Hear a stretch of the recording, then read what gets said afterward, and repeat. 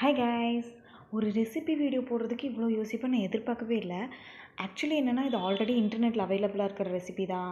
தென் வந்துட்டு எங்கள் அம்மா இது வரைக்கும் எனக்கு செஞ்சு கொடுத்ததில்ல. இதே மாதிரி செஞ்சு கொடுத்துருக்காங்க, ஆனால் இதை பர்டிகுலராக செஞ்சு கொடுத்ததில்ல. ஸோ இது நிறைய பேருக்கு தெரியாது அப்படின்னு ஒரு யோசனை. என் ஹஸ்பண்ட் இது மறுபடியும் பண்ணணுமா அப்படின்னு சொல்லிட்டாரு. அதனால் எனக்கு இந்த ரெசிபி உங்களுக்கு பிடிக்குமா இல்லையா அப்படின்னு தெரில. ஸோ போடலாமா யோசிச்சு ஃபைனலி போடுறேன். நீங்கள் பார்க்குறீங்க, அவ்வளோதான். நான் என்ன பண்ணால் என்ன போடுறேன், நீங்கள் பாருங்கள், சப்போர்ட் பண்ணுறீங்க. ஓகே, சப்ஸ்கிரைப் பண்ணி வச்சுக்கோங்க. Bye bye. அப்படி என்னடா டிஷ்ஷன்லாம் யோசிக்க தேவையில்லை, நான் கேப்ஷனில் கொடுத்துட்டேன். பீக்கிங்காக மோஸ்ட்லி பொரியல் தான் பண்ணுவோம். ஆனால் நம்மளுக்கு அதுக்கு வந்துட்டு ரசம் வேணும், குழம்பு வேணும், அப்படி சாப்பிட முடியாது. இதே வந்துட்டு நம்மளுக்கு டிஃபன் ஐட்டத்துக்கு பீக்கிங்காக வச்சு என்ன பண்ணலான்னு பார்த்தீங்கன்னா, இந்த கோஸ்து பண்ணலாம். இதில் போடக்கூடிய எல்லா இன்க்ரீடியன்ஸும் கரெக்டாக போட்டுருங்க. ஃபார் எக்ஸாம்பிளுக்கு சீரகம், பொட்டேட்டோ, மல்லித்தலை, இது எல்லாமே கம்பல்சரியாக போட்டிங்கன்னா தான் அந்த பீக்கிங்கோட டேஸ்ட்டை என்ஹான்ஸ் பண்ணி கொடுக்கும். ஏன்னா பீக்கிங்காக கொஞ்சம் சல்லுன்னு இருக்கும்.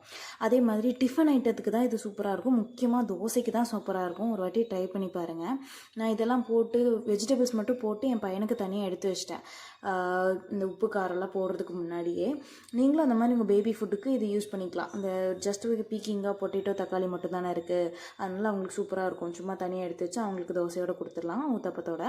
நாங்கள் வந்துட்டு நார்மல் தோசை போட்டு இதை கடைஞ்சி எடுத்து சாப்பிட்டாச்சு. நீங்களும் ட்ரை பண்ணி பாருங்கள். பாய்.